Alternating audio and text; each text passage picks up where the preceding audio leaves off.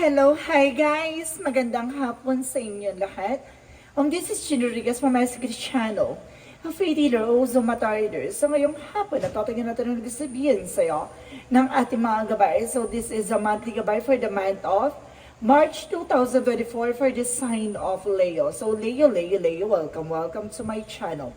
Ano kayong messages, advices ng spirit guides ang ating masagap for today's video? Kanin makayang energy or kaganapan sa buhay ng mga Leo signs ang ating mga hagilap. So guys, this reading is a general reading lamang, hindi lahat makaka-resonate. Kunin lamang po makaka-relate sa inyo and comment down below kung kaninong energy ang ating nasagap. And guys, don't forget to like and subscribe my channel and hit the notification bell for more videos updated. Kasi maraming salamat po sa mga walang sawang pag-support sa aking channel. Lalo na, yung hindi nag-i-skip ng ads na way pagpalay kayo ng Diyos at may kapal, siksik diglig na gumapaw na biyayang manang balik sa inyo. So guys, umpisahan na natin ang laban, no, for this sign of Leo.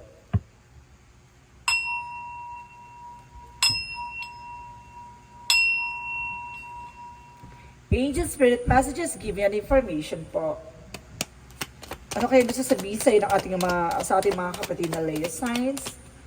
So there's a hierophant, so there's a lesson learned. So may mga bagay dito na dapat mong matutunan at dapat mo sarang-alang. There's an education, and of course there's a religious factor. So may mga bagay dito na parang sinusubukan ng iyong faith. And of course there's a Six of Wands by victory and success.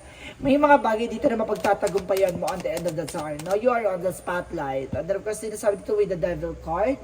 May, kumbaga, there's a devil for toxicities or negativities or either temptation or a black magic involved. So let's see kung ano yung represent ng devil dyan.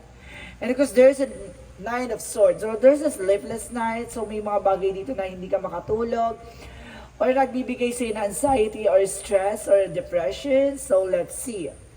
And of course, there's a Ten of Pentacles with a long-term success and long-term investment. So may pangmatagalan ditong success. At magdadala sila ng financial security. And of course, there's a Sun card for pure positive outcome. So the Hierophant represents the Page of Cups. So listen to your intuition. So there's information dito na kumbaga matuto ka na, no, sa mga bagay o pinagdaanan mo sa buhay na lahat ng mga bagay-bagay sa mundo ay may hangganan. So may mga bagay dito na kailangan mo isalang-alang. So let's see what is the Six of Wands.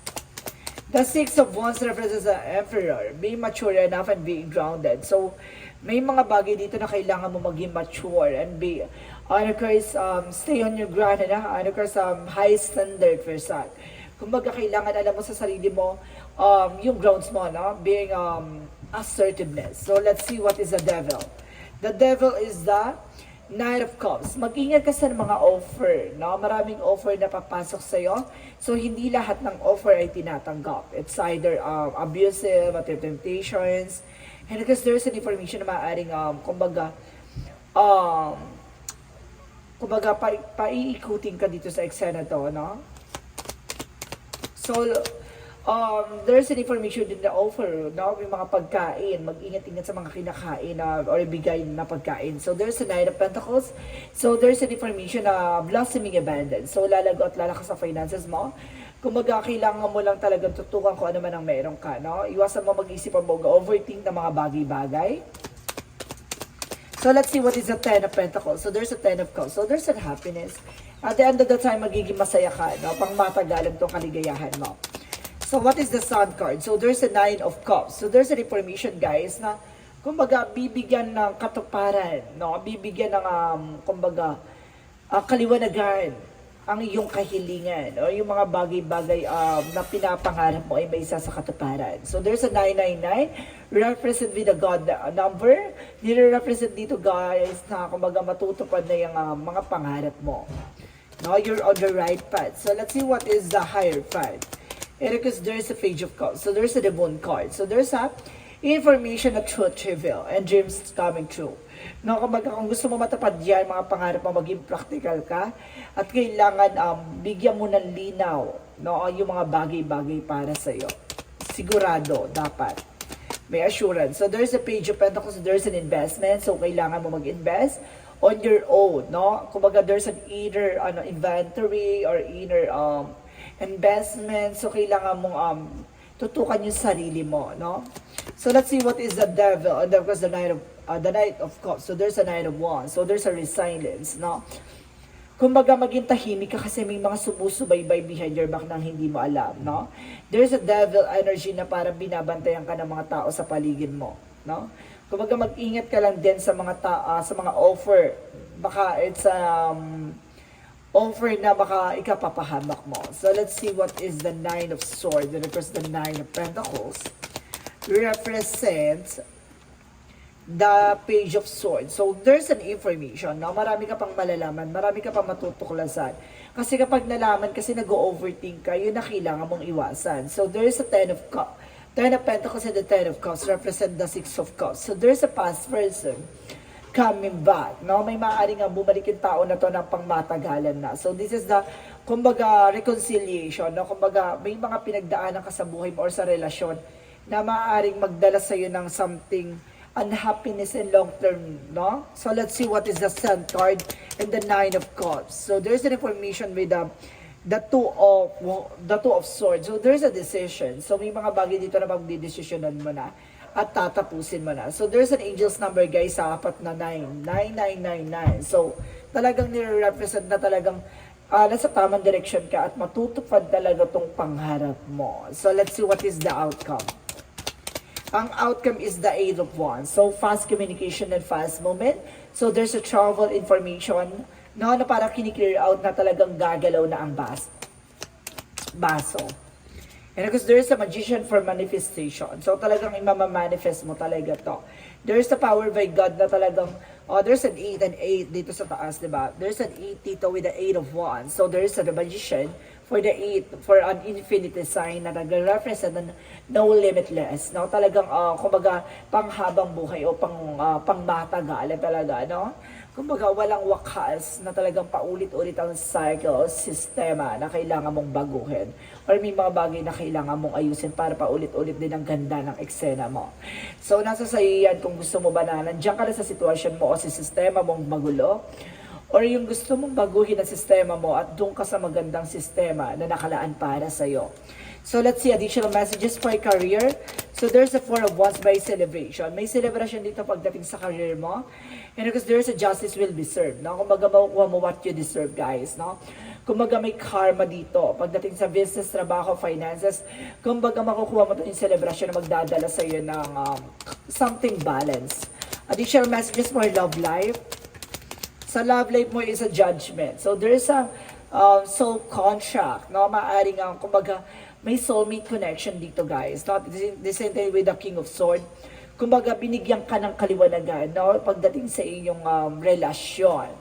So, let's see additional messages for health. So, there's the lover. So, kaakibat ng love life mo ang health mo. No? Kasi nga, na-stress ka dahil sa nangyaring hiwalayan nyo. There's a Hierophant for a separation. So, there's a Six of Pentacles na magtutuloy-tuloy na. Give and take na siya, guys. Now, balance na siya. So, let's see what is the magical fairy messages for you. For a magical fairy messages for you is holiday. So, this coming holiday, the answers you're looking for can be found during vacations.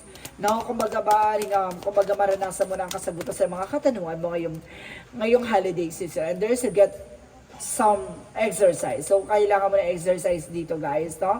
As your body becomes stronger and you begin to feel stronger in all ways. And of course, there's a spiritual teacher. So, some of you, kailangan mo ng albularyo na tutulong sa'yo para basagin ang anumang uri ng blockages or negativity na papaloob sa'yo. So, let's see what is additional energy for Angel Spirit. So, there's an information with the Sun card. So, the Sun card represents the pure positive outcome. And there is the thinking man. So, it's either ikaw ay lalaki, nag-overthink ka. So, kaya hindi mag-stable lang iyong mindset or kumbaga, ang iyong perspective that because of your thoughts, for negative thoughts, not being paranoid. So, let's see additional messages. And there's a strategy, no? Kumbaga may bagong strategy na kailangan mo siguro gawin or may mga bagay na kailangan mo baguhin. So, let's see what is additional messages for Angel Spirit Guides. For Angel Spirit Guides, please give me information. And there's a self-inventory. I told you so. Talagang kailangan mo talaga magpundar, parang magpundar sa sarili mo, no? And of course, there's an information with change, no? Baguhin. May mga bagay na mababago dito na magbibigay sa'yo ng makulay na bukas. And of course, there's a third eye. Clairvoyance, no? Kumbaga, there's an intuition, no? Kumbaga, may third eye ka, or either, kumbaga, malakas ang senses mo pagdating sa spirituality. So, alam mong there's something wrong, no? May something black magic involved or something toxicities or negativities around you. There's a guilt. So, itong tao na to ay may galit sa'yo. And because there's an information with this discipline. So, kailangan mo rin ng disiplina sa sarili mo. Maaaring kumbaga nagkaroon ng something argument. So, yun nga, no? Na humantong sa guilt. And there's an information with friendship. Maaaring kaibigan mo ang gumagawa sa iyo ng eksena na to. So, let's see what is additional messages for angel spirit guides.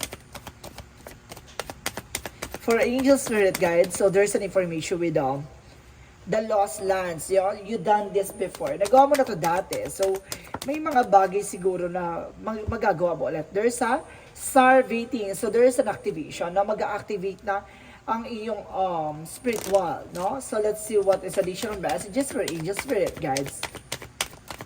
So, there's an infinite. So, talagang meron ditong, kumbaga kasaganahan, no? Kumbaga, there's a support by angels, fully support. So, there's a music, kumbaga, healing yourself with the music.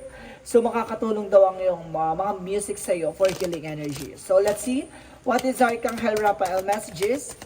So, there's an unconditional unconditional joy, no? Meron kang kaligayahan na hindi nasusukat lang sa ibang tao, kundi sa mga bagay-bagay o hayop, no? Na inaalagaan mo. So, let's see what is additional Montology. Montology represent emotional running high, no? Kumbaga, magkakaroon ng tears of joy dito or either, kumbaga, magiging emotional ka, no? And there is an information, the answer you need is coming. So, ang kasagutan mo sa mga katanungan mo ay napaparating na, and meditation and contemplate. So, kailangan mo magdasal, magmuni-muni, and of course, there is bring love with the situation, na mahalin mo yung sitwasyon mo ngayon. So, let's see what is Archangel Michael messages for you. So, there's an information with sense of humor, no? Kailangan, kumbaga, tinitignan mo lagi yung lighter side of the situation, no? Being a positive. Bitin, no? Kumbaga, kailangan always think positive ka. Kailangan tinitignan mo yung lighter side of the situation, no? Iniiwas mo mag-isip ng kahit anong negative energy. And there's a lean on God and angel support. You see? Si God ay nandito, no? At ginagabayan ka, sinusuportahan ka ng ating mga gabay. So, let's see what is the angel's answer. Angel's answer represent a compromise. So, may mga pinagkasundo or talagang, diba, talagang may kontrata dito and be assertive, no? Kumbaga, dapat alam sa sarili mo yung grounds mo and there's a forgiveness. May mga bagay dito na kailangan mo ipagpatawad or patawarin, no? Baka yun kasi nagsisilbing blockages, kaya hindi ka makausad or makabangon. So, let's see what is romance angels. Pagdating sa love life, there's a retreat, no? Kumbaga, it's time to disconnect from the world. So, kailangan mo nang pakawalan yung mga bagay na nasa paligid mo. Now, the more kasi na parang hinihigpitan mo, or the more kasi na parang ayaw mong mawala, ay kumbaga kusang kumakawala. So, ibig sabihin dito, hayaan mo siya, i-let go mo, and there's an honeymoon. So, at the end of the time, magkakaroon ng honeymoon dito. Diba? Holiday time together. Yun nga, this is, kumbaga ngayong summer season, kumbaga makikita mo ang kasagutan sa mga katanungan mo. So, let's see what is the chakra. For the chakra, so there's a release. So, may mga bagay na kailangan mong alisin. And there's an information din na mysticism, no? Kumbaga may misteryo dito sa likod ng eksena mo na to. Na meron ditong hindi mo pa lubos kilala yung taong gumagawa sa'yo. And there's an enlightenment, pero magkakaroon ka ng kaliwanagan, no? Malilinawan yung mga bagay-bagay sa'yo. So, let's see what is the Jesus loving codes. For Jesus loving code, so there's a forgiven shall be forgiven. So, see, kailangan mo magpatawad, no? Para, kumbaga, magkaroon ng kapatawaran sa puso at kapayapaan sa isip mo. Diba? So, let's see what is the angel's number. The angel's number represent 222. I am a balance. So, kailangan mo maging balance dito, guys. Trust that your seeds or of your thoughts are growing as you're nourished, then with words, feeling, and action. So, see, kumbaga kung ano man yung iniisip mo, yan yung magbubunga. So, ibig sabihin, kung negative yung iniisip mo, negative din magiging outcome mo. Maging balance ka, diba? Ganun yun. So, let's see what is the messages of life. Messages of life represent trusting. So, ipagkatiwala mo, no? Today, I trust in God no matter what happened as my day unfold. I remember to remain in a harmony.